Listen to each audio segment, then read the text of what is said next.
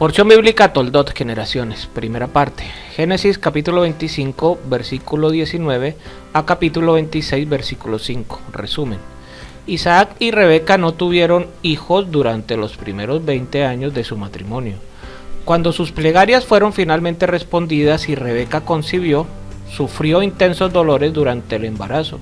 Elohim le informó que estaba embarazada de mellizos que serían opuestos, no solo físicas sino también moralmente, y que el éxito de cada uno al seguir su camino en la vida sería a expensas del otro. Comentario primera parte. La sexta sección del libro de Génesis describe la historia Toldot, generaciones de Isaac y sus hijos, el justo Jacob y el malvado Esab. Comienza relatando sus nacimientos que vaticinan un futuro conflicto. Esab, el primogénito, le vende su primogenitura a Jacob. La narrativa luego sigue a Isaac en Filistea, enfocándose en el curioso proyecto de cavar pozos. Luego vemos a Esab casarse. Poco después Rebeca toma la iniciativa de engañar a Isaac para que le conceda a Jacob sus bendiciones y con esto el futuro liderazgo del pueblo hebreo, en vez de a su primogénito, de hecho Esab. Luego de darse cuenta que Rebeca estaba en lo correcto, Isaac envía a Jacob a Harán para que se case con la hija de uno de sus parientes. Metafóricamente, Jacob y Esab representan nuestros instintos opuestos que existen dentro de cada uno de nosotros. Todos poseemos un Jacob interno, es decir, nuestra alma divina, con sus instintos divinos, y también un Esab interno, es decir, nuestra alma animal, con sus instintos egoístas. Cuando nuestra alma divina se afirma, debilita las tendencias materialistas del alma animal. El alma divina se sobrepone al alma animal en la misma forma en que la luz se sobrepone a la oscuridad. La luz no tiene que esforzarse activamente para disipar la oscuridad, esta simplemente deja de existir en presencia de la luz. Similarmente, en cuanto dejamos que la santidad y la bondad de nuestras almas divinas brillen estudiando Torah y cumpliendo con los mandamientos y haciendo seguimiento al Mesías hebreo Yeshua, el egoísmo del alma animal desaparece. Estas son las generaciones de Isaac, hijo de Abraham. Abraham engendró a Isaac. La palabra hebrea traducida como generaciones es Toldot. De esta palabra viene el nombre de la ciudad de Toledo en España, en referencia a los descendientes hebreos que la poblaron y la desarrollaron. Tenía Isaac 40 años cuando tomó por mujer a Ribca, la hija de Betuel, arameo, de Padán Aram, hermana de Labán, arameo, y oró Isaac al Eterno en favor de su mujer, porque ella era estéril, y lo escuchó el Eterno, y Ribca su mujer concibió. Muchas de las mujeres hebreas han sido estériles: Sara, Ribca, Rachel y Hannah, la madre del profeta Samuel. Abraham y Sara tuvieron que esperar más de 70 años para ver la respuesta de sus oraciones. Isaac y Ribca tuvieron que esperar 20 años antes de tener hijos. Rachel tenía que esperar 14 años antes de tener hijos, y Hannah fue estéril durante 19 años. Según la tradición oral, en el versículo 26 está escrito que Isaac tenía 60 años cuando su esposa dio a luz a Esab y a Jacob. Esto significa que Isaac tenía que orar durante 20 largos años. Hubo 20 años de espera hasta ver el cumplimiento de la promesa de que la descendencia de Abraham iba a multiplicarse. Esto nos enseña varias cosas. Primero, que el camino con el Eterno no es un camino fácil, está lleno de problemas y motivos para tirar la toalla. El camino de la fe consiste en confiar en el Eterno para poder superar todos estos problemas y ver cambios radicales en los momentos de crisis de la vida. En Romanos 8, del 35 al 37 está escrito: ¿quién nos separará del amor del Mesías? Tribulación o angustia, o persecución o hambre, o desnudez, o peligro, o espada. Tal como está escrito, por causa tuya somos puestos a muerte todo el día. Somos considerados como ovejas para el matadero. Pero en todas estas cosas somos más que vencedores por medio de aquel que nos amó. El camino de la fe no dice sin todas estas cosas somos más que vencedores, sino en todas estas cosas. ¿Qué cosas? Tribulación, angustia, persecución, hambre, desnudez, peligro, espada y muerte. En todas estas cosas somos más que vencedores, no por medio de nuestros propios medios, sino por los méritos de aquel que nos amó hasta la muerte. Así que el camino de la fe, tanto de Abraham como de Isaac, consistía en confiar en el Eterno para la solución de cada problema que humanamente era imposible resolver. En segundo lugar, este texto nos enseña que las promesas del Eterno no se cumplen sin la colaboración del hombre, aunque Isaac había heredado las promesas dadas a su padre de que su descendencia sería como las estrellas y como la arena. No se quedó quieto esperando pasivamente el cumplimiento de esas promesas. Se puso a orar para que se cumplieran. El Eterno ha creado la oración para poder colaborar con el hombre en el cumplimiento de sus planes en la tierra. Así que las profecías de las Escrituras no están puestas solamente como un adorno histórico de predicciones bonitas para que nos asombremos de la grandeza del Eterno, sino para que podamos colaborar con Él para el cumplimiento de sus planes que han sido revelados de antemano.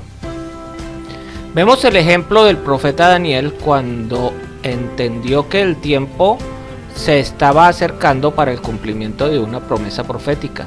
Se puso a orar y a ayunar para que se cumpliera esta profecía.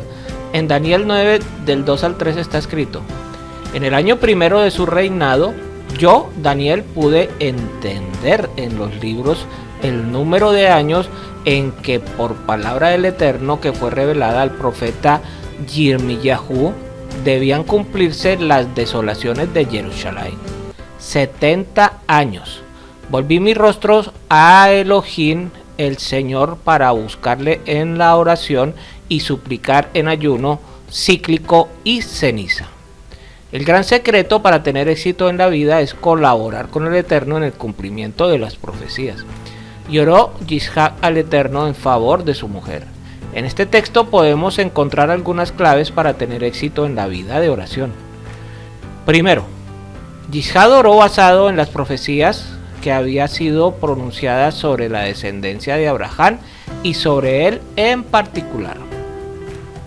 Esto significa, en primer lugar, que no estaba buscando sus propios intereses en la oración, sino los intereses del Eterno, al igual que nuestro Adón Yeshua, según vemos en Lucas 22:42, donde está escrito: no se haga mi voluntad sino la tuya. El motivo de la oración es que la voluntad del Padre Celestial se haga en la tierra. En segundo lugar, significa que oró con fe, confiado en que el Eterno es poderoso para cumplir lo que Él ha prometido.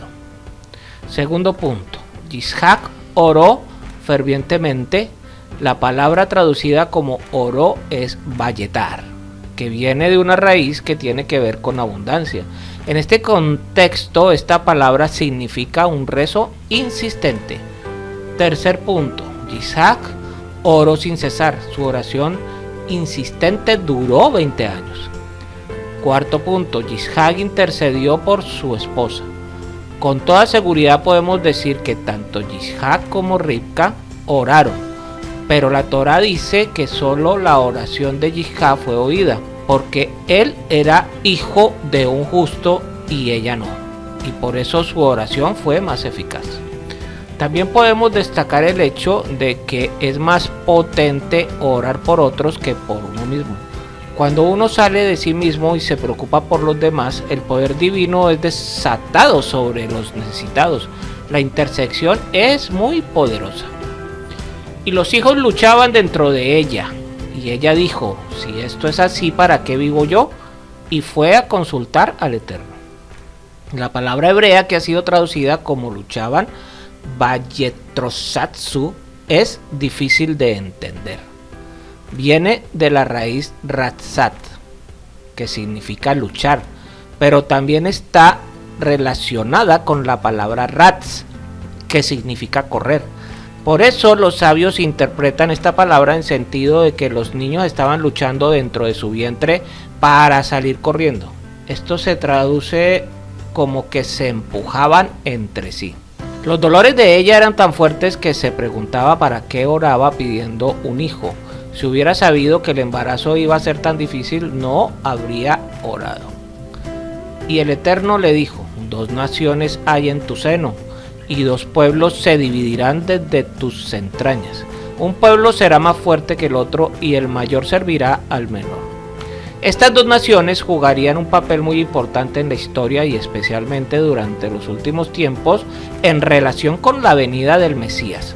Jacob es el padre de Israel y Esab es el padre de Edom y el Imperio Romano. Siempre habría tensión entre los dos. Si uno estaba por encima, el otro estaría por debajo y viceversa. De los dos saldrían grandes reyes. De uno saldría el rey Salomón, que edificaría el primer templo de Jerusalén, y del otro saldría el emperador Adriano, que destruiría el segundo templo. Finalmente, el menor será el principal. Al final, Jerusalén será más poderosa que Roma. Salió el primero rojizo, todo velludo como una pelliza, y lo llamaron Esab. El nombre Esab viene de la palabra Azui, que significa hecho, terminado. Y después salió su hermano con su mano asida al talón de Esab y lo llamó Jacob. Yishat tenía 70 años cuando ella los dio a luz. La palabra hebrea para talón es ekeb. Como la cabeza simboliza el principio de algo, el talón significa su final. El hecho de que Jacob estaba agarrado del talón de Esab significa que finalmente él tomará el dominio en el mundo. Cuando el dominio del Imperio Romano sea destruido con la venida del Mesías, el Imperio hebreo dominará el mundo entero, como está escrito en Daniel 2 del 34 al 35. Estuviste mirando hasta que una piedra fue cortada sin ayuda de manos y golpeó la estatua en sus pies de hierro y de barro y los desmenuzó. Entonces fueron desmenuzados todos a la vez: el hierro, el barro, el bronce, la plata y el oro. Quedaron como el tamo de las eras en verano, y el viento se los llevó sin que quedaran rastro de alguno de ellos. Y la piedra que había golpeado la estatua se convirtió en un gran monte que llenó toda la tierra. Las piernas y los pies de la estatua simbolizan el Imperio Romano. Ese imperio será golpeado en los pies en el mismo lugar que Jacob se agarró de su hermano, y así se establecerá el imperio mesiánico en toda la tierra, como está escrito en Daniel 2 del 44 al 45. Yishat tenía 70 años cuando ella los dio a luz. Así pasarán 6.000 años, 60 por 100 años, desde Adán hasta que se cumpla la profecía de la victoria del menor sobre el mayor. Estos son los 6.000 años que ya casi estamos a punto de concluir, para que vengan los 1.000 años de Shabbat. Los niños crecieron y Esab llegó a ser diestro cazador, hombre del campo, pero Jacob era hombre íntegro que habitaba en tiendas. Los sabios interpretan la palabra tiendas como una referencia a que en la tienda de Jacob se dedicaba al estudio de la Torá, mientras que Esab era reacio a los temas espirituales y era tendiente a la idolatría. Un día, cuando Jacob había preparado un potaje, Esab vino del campo agotado, y Jacob, con 15 años de edad, estaba preparando una sopa de lentejas para su padre. Pero Jacob le dijo: véndeme primero tu primogenitura. La primogenitura es una herencia espiritual que consiste en la responsabilidad de conservar las tradiciones familiares y el derecho de representar a la familia y servir como sacerdote con los sacrificios. Antes del pecado con el becerro de oro, todos los primogénitos de Israel eran sacerdotes, pero después los levitas fueron puestos en su lugar.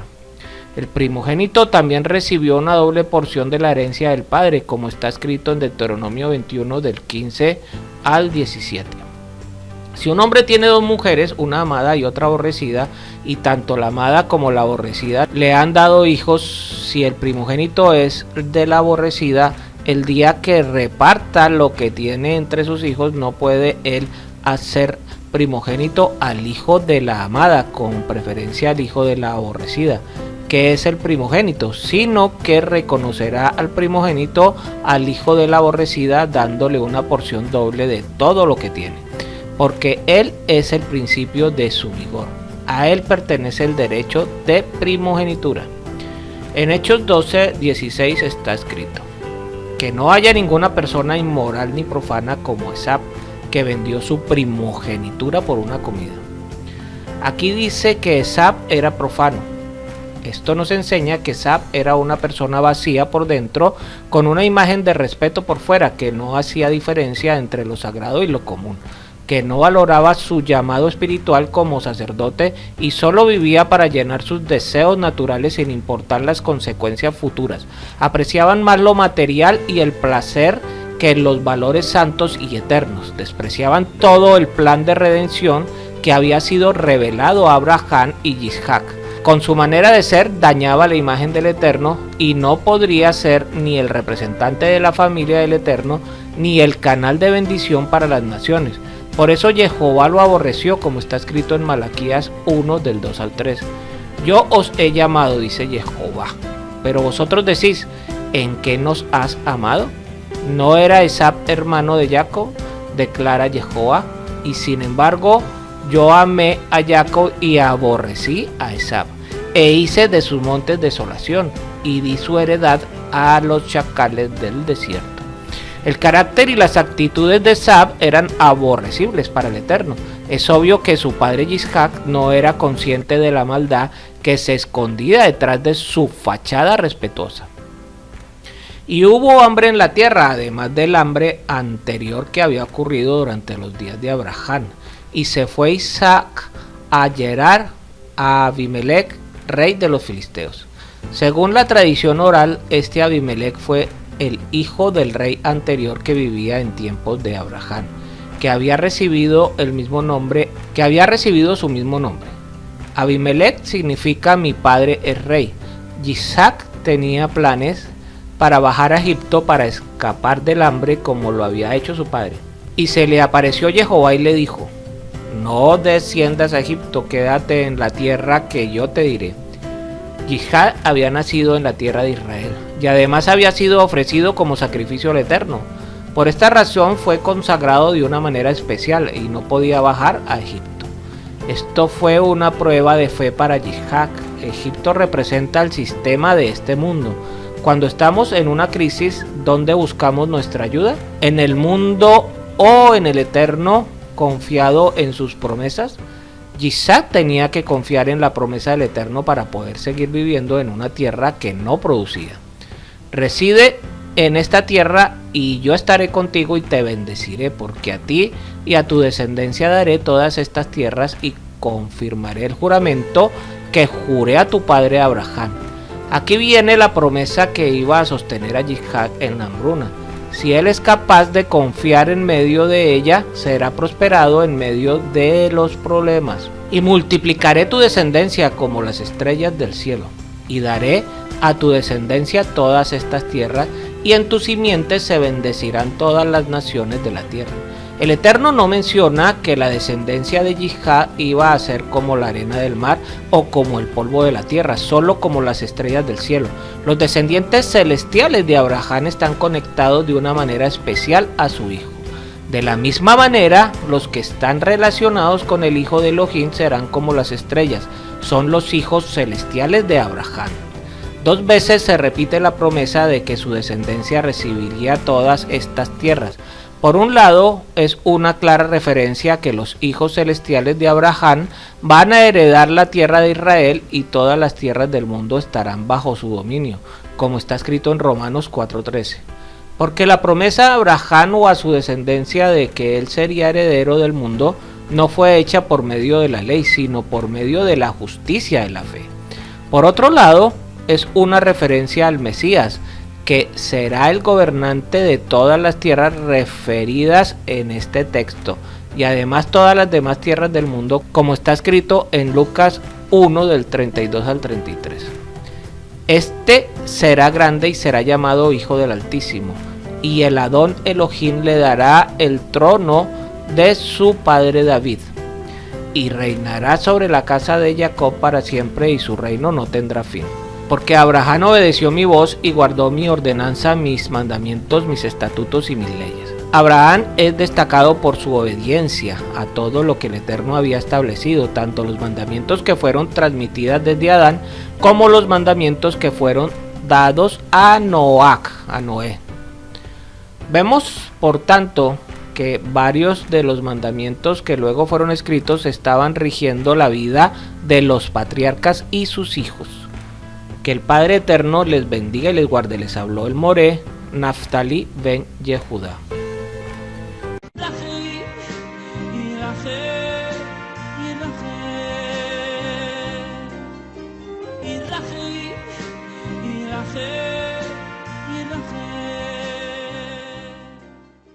Si este estudio te ha sido de utilidad, te invito a suscribirte en nuestras redes sociales de YouTube, Facebook, TikTok e Instagram.